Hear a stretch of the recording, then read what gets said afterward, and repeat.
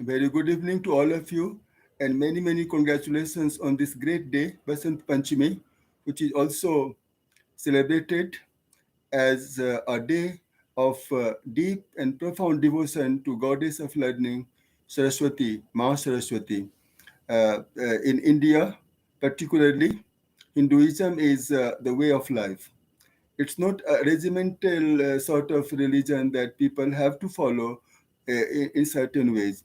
It's a way of life because it's a belief that you live the Hindu way, the way that is beneficial to human beings, beneficial to nature, and beneficial in terms of the sustenance of nature, sustenance of ecology, sustenance of this world for generations and generations or centuries after centuries.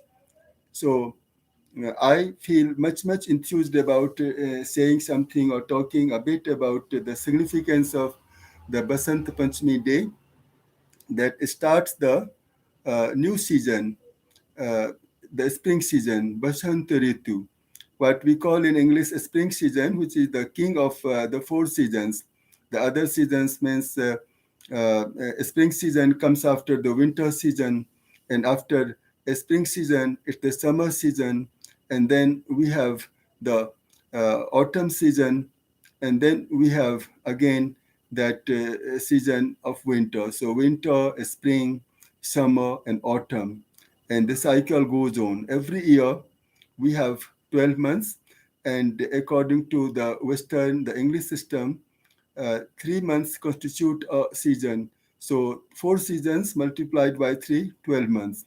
But the Hindu calendar in India particularly, Hindus are all over the world, but they are living mainly in the Indian subcontinent. And we have 6 seasons, and each season has only 2 months. So the spring season is the season of efflorescence, the season of fruits and flowers, the season of moderation in the climatic conditions, a season that makes people feel much enthused about their outings, about their works.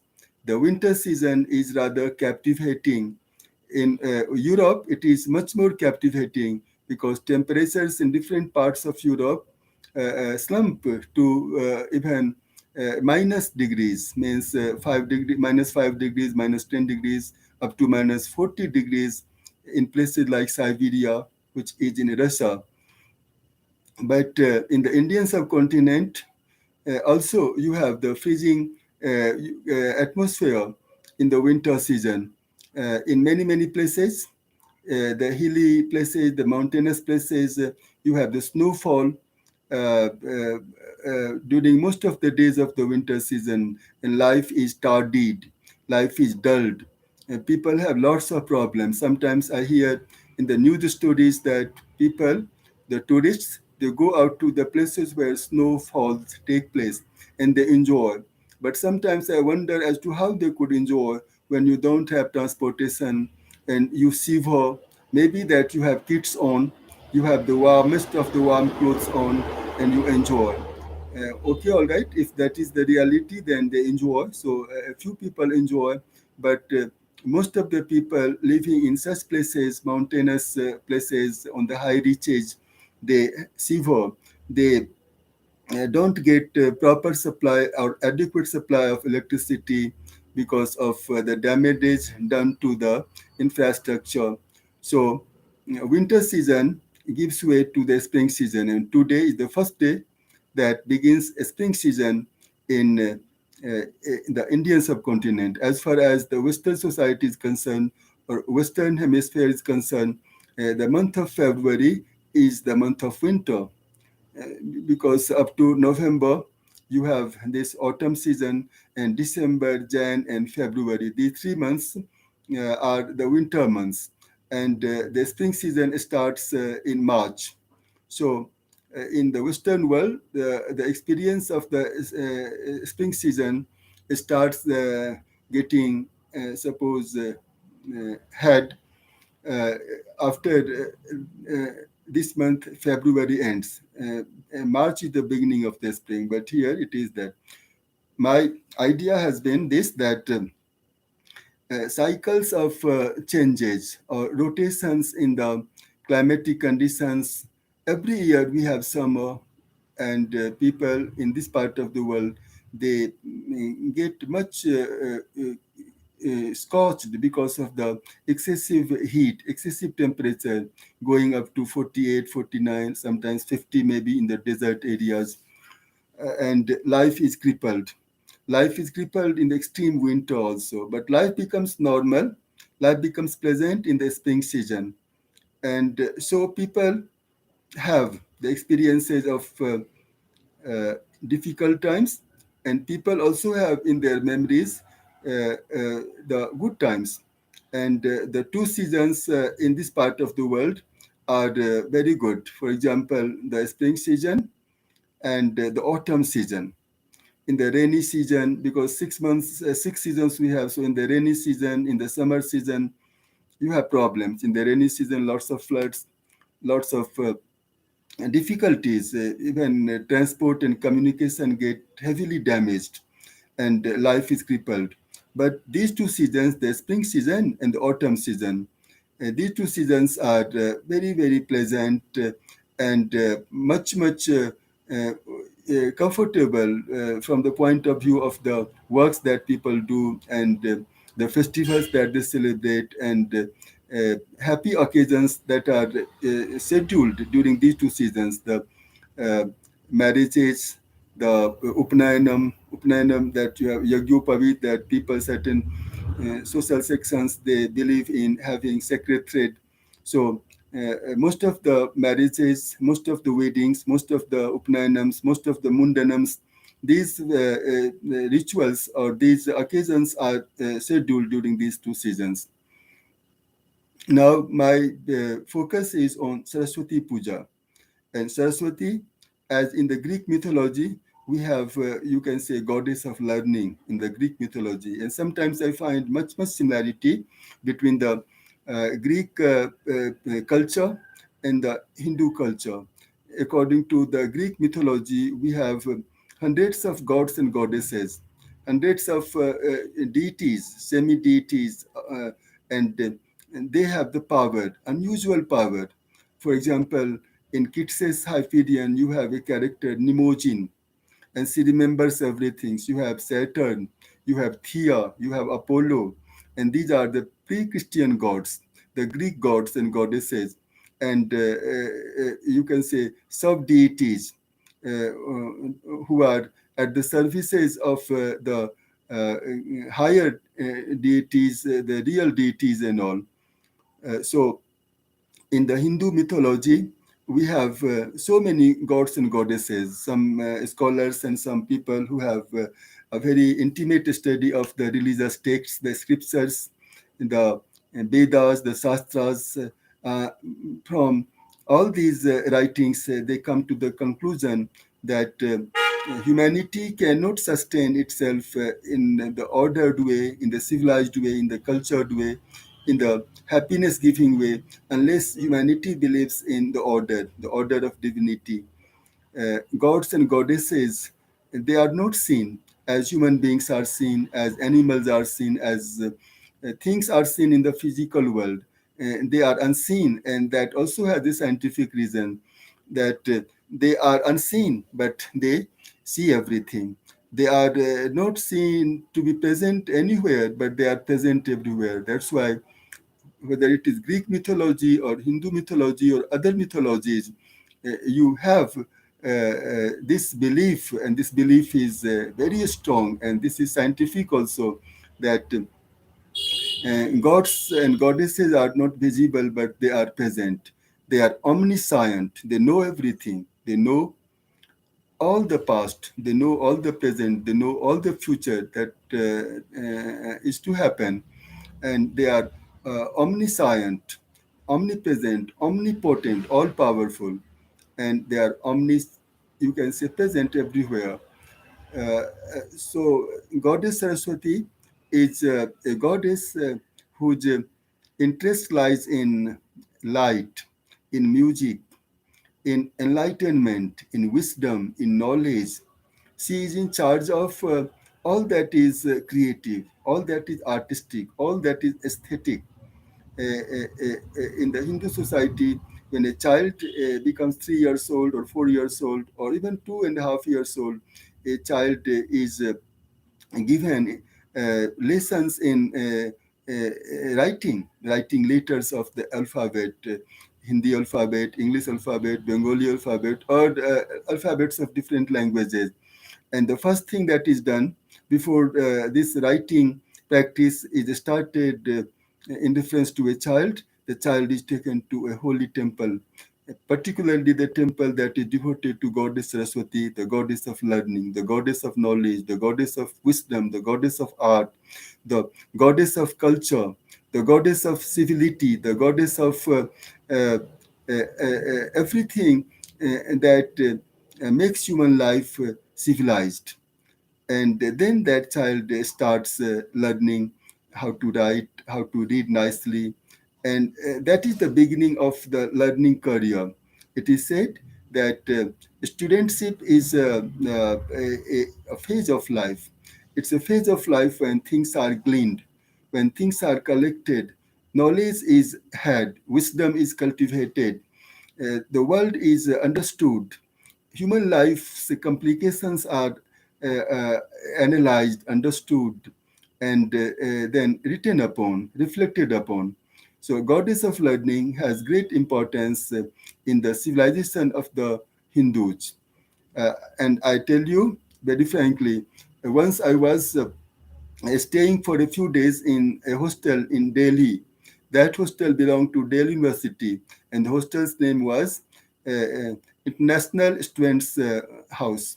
And I remember that on the Saraswati Pooja day, Basanta Panchami day, I was there, so I saw that even students living in that international students hostel or house, and they were from America, Japan, Germany, and some other countries. And maybe out of interest, they might not have believed in the rituals, but they were very enthused in taking part in the celebrations of the pandals in the hostel, in arrangement of different images and statues of gods and goddesses. God Ganesha, the great one of the great sons of Mahadev, Chandrasekharam, Namah Shivaya, and Parvati, because Kartikeya and Ganesha are the two sons according to the mythology, and his presence in any kind of prayer is a must. It is said that Ganesha is the first god who is given the priority in the start of a ritual, a puja like that.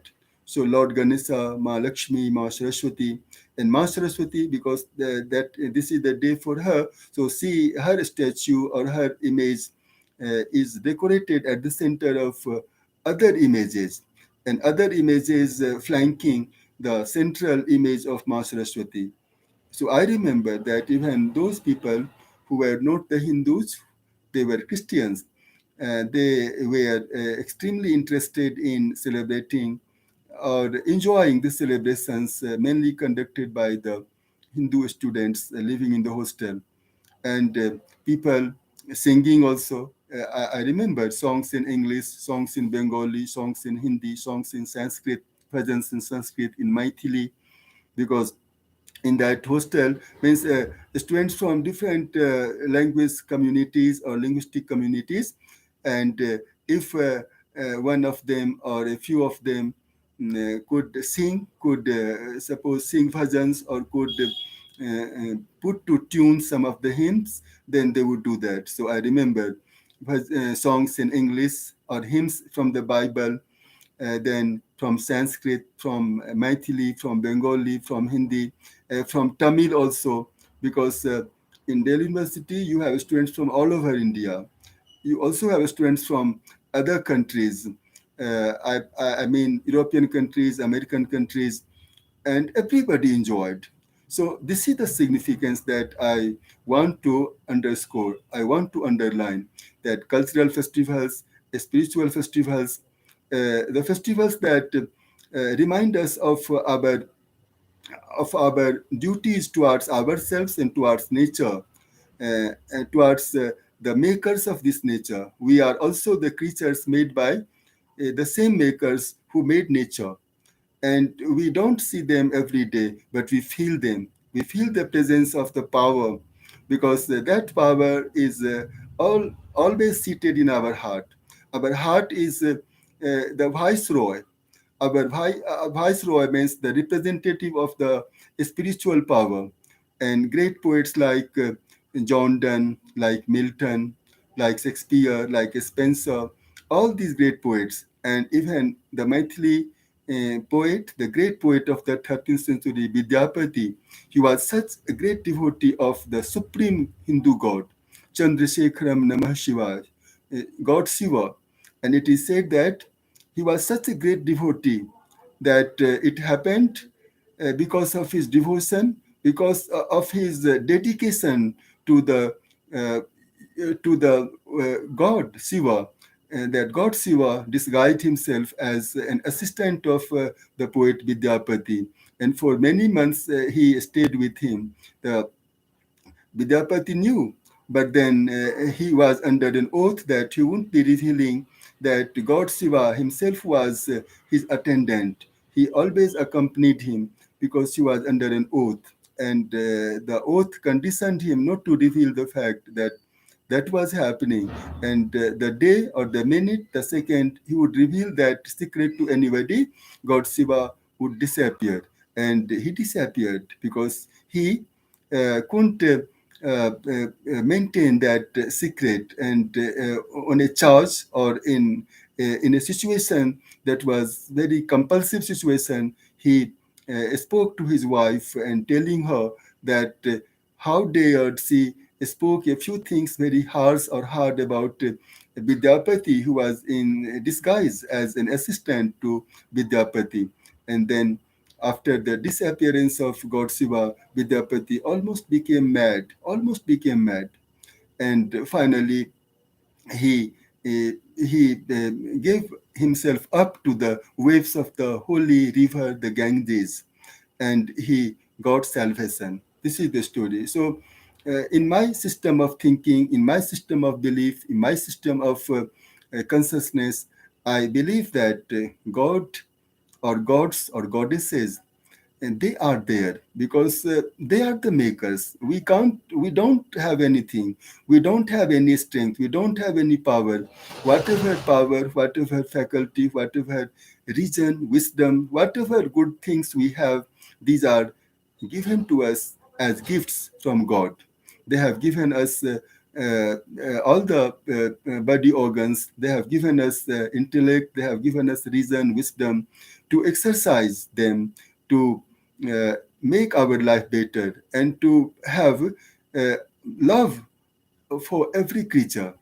If we want to be loved, or if we wish to be loved, we say prayers to gods and goddesses to keep us happy, to love us continuously, to bless us continuously. Then we too have this duty to love others, fellow creatures, other creatures, the co-inhabitants of this earth, because human beings are not the only children of gods and goddesses. Even non-humans are the children, are the creations of gods and goddesses. And Saraswati Pooja, the occasion that we take in our life, particularly in the student life, because students need knowledge, wisdom, they need sharpness of mind, they need sharp memory, and they pray to this goddess so that they have the capacity to learn. They get light more, they get more capacity, more ability, more thirst for knowledge. And that is why students all over the world, whenever they come to know about the significance of the festival of Saraswati Puja, they feel attracted because students are students wherever they are. And good students, meritorious students everywhere in the world, they want to be qualified, they want to be knowledgeable, they want to be informed, they want to be cultured, civilized, enlightened. So you believe or you don't believe. For example, we have the Christmas festival in India also. And I myself, as a student, have always enjoyed Christmas, the decorations, bringing to the hostel the Christmas tree. You have the exercise to have a place where Christ nativity is shown. You have the bed that is, you can say, made for the baby Christ. Everything we used to do, despite the fact that we have been Hindus. So all festivals, great festivals, cultural, spiritual festivals, belong to humanity. Whichever language such things are conducted, whichever place it may be, Europe or America or Australia or Asia or Africa, human beings are human beings. We are the children of gods and goddesses. So it's a fact that differences are there, shapes and sizes are there, complexions of the skins are different, but the soul is the same, the heart is the same, our needs are the same, our ambitions are almost the same. So we are the members of the same family that is called humanity. So Saraswati Puja is a day when students, young students particularly, those school-going students, they have more enthusiasm, they have more energy, they look forward to this day. In fact, the day is celebrated and the day comes to an end. And then from the next day, from the very next day, they start thinking of improving their, you can say, exercises, their arrangements, their celebration next year. They look forward to. They start counting how many months. So almost a year it is from today that we shall have another occasion of the puja. But students community, particularly the younger ones, the teenagers, they take part more enthusiastically, more passionately, more intensely. And students in the college or university level, they also celebrate according to their enthusiasm, according to their mentality. And the festival is welcomed, the season is welcomed, the stamina is, you can say, cultivated, the spirituality is raised, and people feel joy. And that is very important because joys are very little in human life. One of the great poets of England, William Cowper, and in one of his poems, The Popular Field, he has expressly mentioned how human life is very short. 70 years life, 80 years life, 100 years life, even 150 years life is very short life. You compare the life of a tortoise, 350 years, or certain trees, and these trees survive beyond 300 years. And human beings, on an average, 80 years, 70 years, in the developed countries, in the poor countries, maybe 60, 65 years. So life needs joy. And that poet, William Cowper, says that our life is very short. But in this short life also, the joys that we have, the occasions on which, or the frequency at which we get joys, that frequency is very, you can say, not high, very low frequency.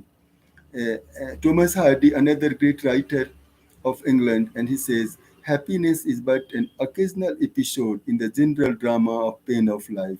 Our human life is filled with sad stories, sad incidents, sad events, and we hardly have good times. And when we have good times, then we should grab, we should enjoy, because we never know what would happen the next moment.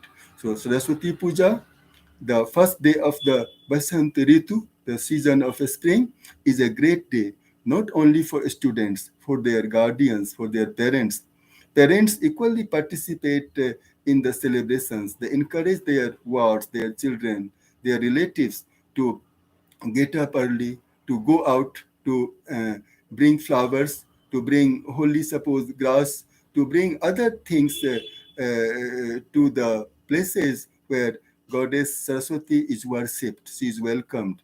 And people all over, they feel that holiness has to be, you can say, had. You take a bath, and taking a bath, how much hygienic it is, how good it is. Even in cold conditions, it is the enthusiasm, it is the energy, it is the awakening, it is the devotion to Goddess Saraswati that you can't worship nicely, you can't concentrate unless you are physically pure, mentally pure. So a bath is a nice thing to have. A bath gives us energy also.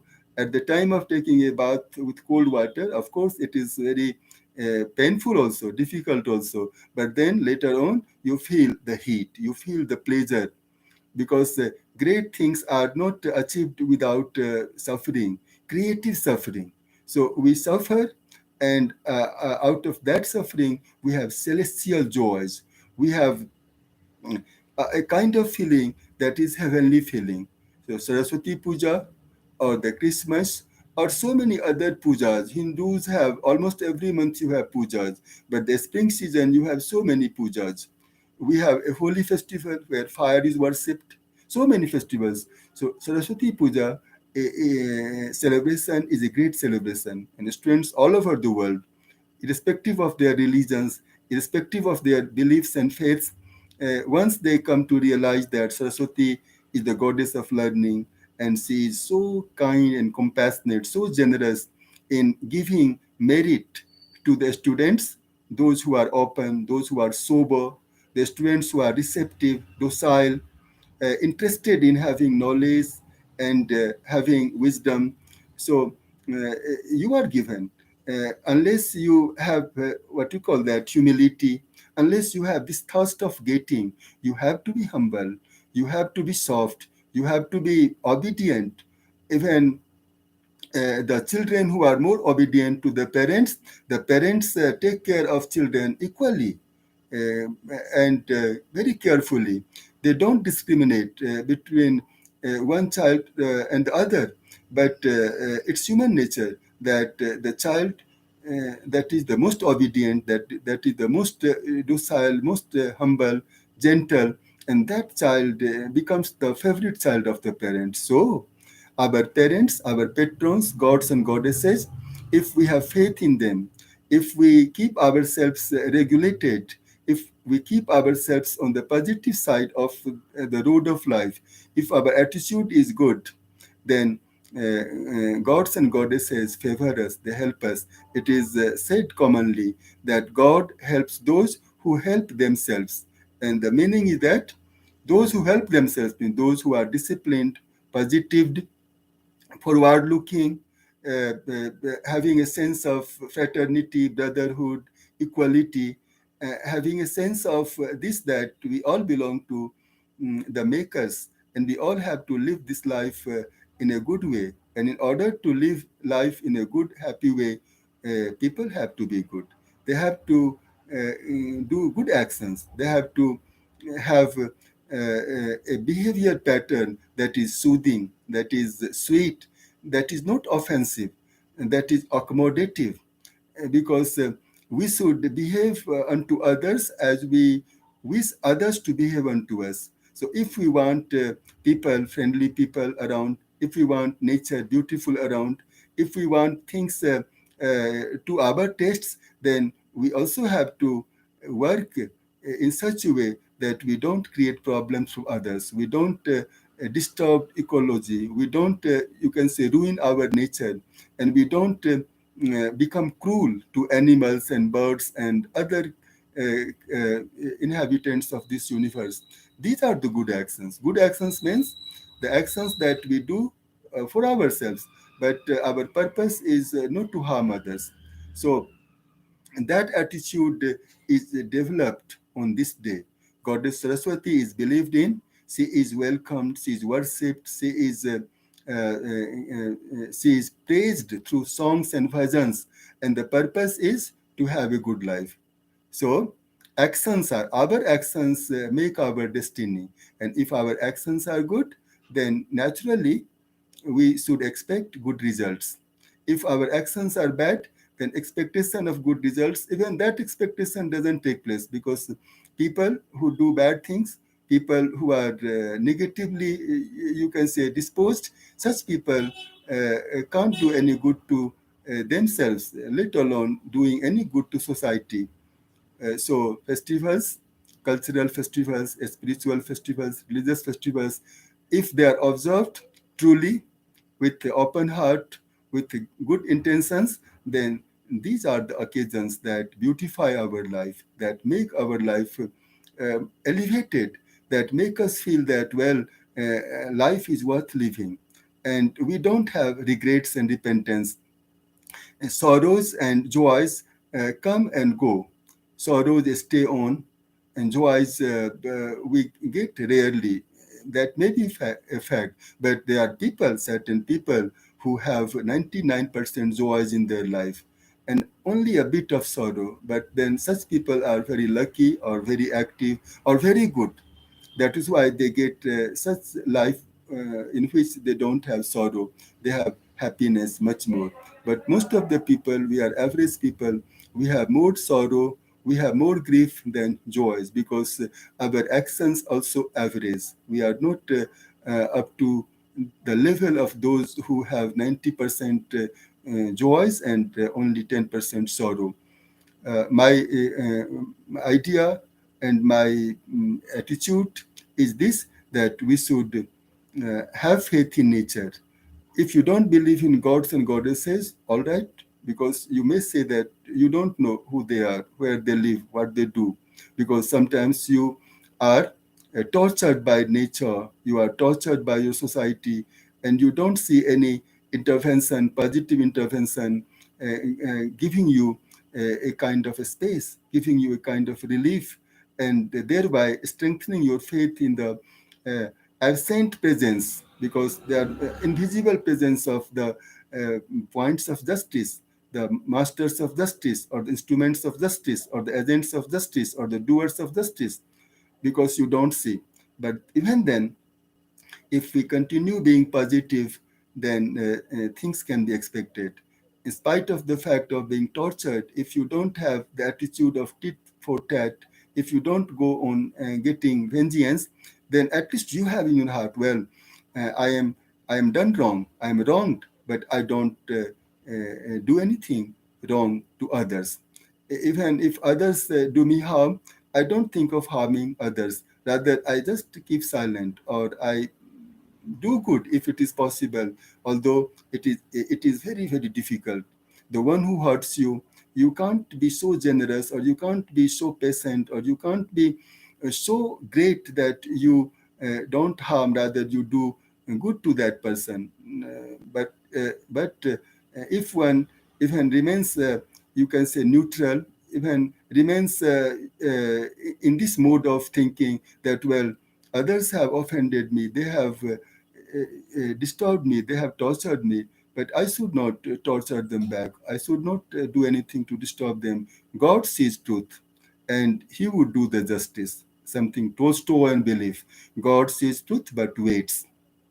So, Ma Saraswati, today is the day devoted to you, and I have remembered you, I have glorified you, I have spoken something on this occasion, and please bless me. Please bless everybody. Please bless all the friends and relations and the whole humanity, so that this world, divided in terms of geography, divided in terms of different ways of life, habits, geography, culture, languages, particularly languages, because people belonging to one language community, they have differences. They also fight. They also become each other's killer. But then you have at least some understanding. So, Master Shruti, whatever name you have been given in different religions, different cultures, you please be kind to us and enlighten us. Bring us into light, bring us into more light from darkness. You can make our life worth living. You can give us joys. You can give us love of music, love of singing, love of knowledge, love of using our conscience. So, Goddess Ma Saraswati, you are great. You are one of the great helpers to humanity, one of the great givers of light to humanity. Glory be to you, glory be to you, glory be to you. God bless us all, God bless us all, God bless us all. Bye bye.